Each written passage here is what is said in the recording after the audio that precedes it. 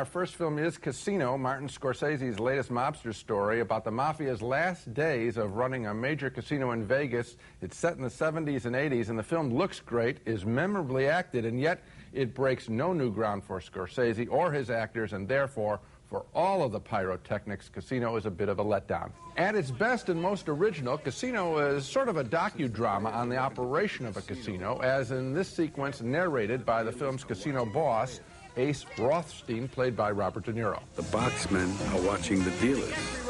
The floormen are watching the boxmen. The pit bosses are watching the floormen.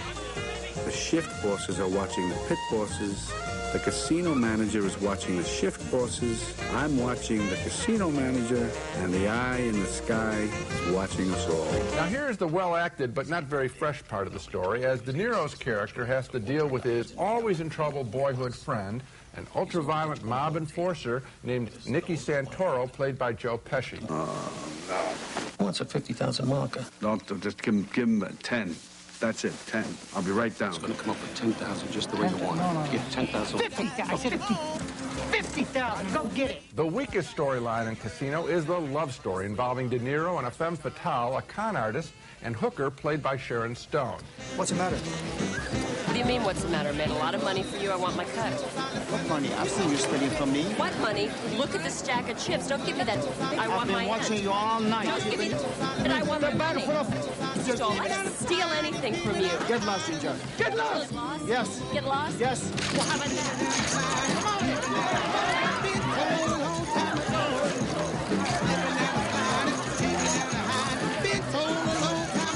Every tough character has a weakness in Casino. Stone is De Niro's weakness, and she in turn has a soft spot for her pimp, a low-life hustler played by James Woods. If you ever come back again, ever, to take her money, next time bring a pistol. That way you got a chance.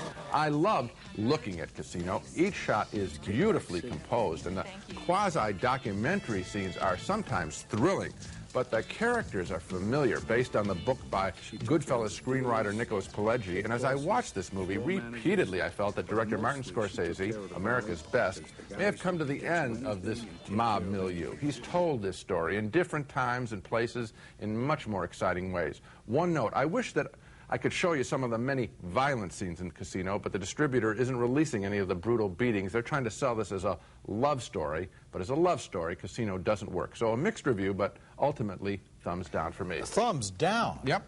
I'm astonished. Why? You think this was fresh? At the very least, Gene, it's thumbs up, and I think it's a lot better than that. And I'll just point out one thing. You didn't like the relationship between De Niro and Sharon Stone. To me, that was fascinating. This is a breakthrough for Scorsese, who throughout his career has always had this same kind of male-female relationship involving the guy who loves the woman up to a point and then decides that she's no good or not good enough for him. In this film, here's a guy who tries to be reasonable, who feels that he can buy and control and figure out the odds on everything. And he gets a woman who won't be controlled like that, who is a wild card, and that is why not only his life comes to pieces, but because of this relationship with this woman, the mob loses out in Vegas entirely. It's a fascinating story about how just the lust and love between these two people eventually led to the mob leaving Vegas altogether. I think that you read the picture the wrong way. I think that exactly what happens is in a shot of a big lion, and I'll leave it like that.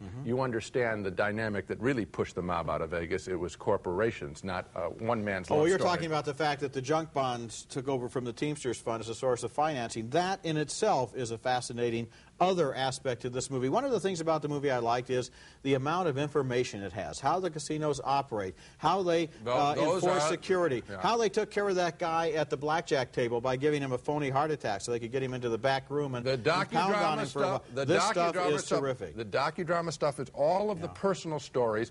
You never felt that you had seen this stuff before? The personal stuff. Pesci, you hadn't seen that stuff with De Niro? I hadn't seen it in this way, and nevertheless, even if I had, I saw it before in Goodfellas. That was a great movie. It was your choice of the best movie of the year. To actually tell people you don't think they should see Martin Scorsese's Casino is shocking to me. It is not I shocking. can think of 200 movies this year that I would tell them not to see before I would get to this one. This is a very watchable movie. Certain sections of it are watchable. I'm really grading this as a piece of work by Scorsese, and this is not his best work. Well, as by somebody else, how would you grade it? Would it be thumbs up if it was from some other director? I don't think so, Roger. I think I would have said that this is an uneven piece.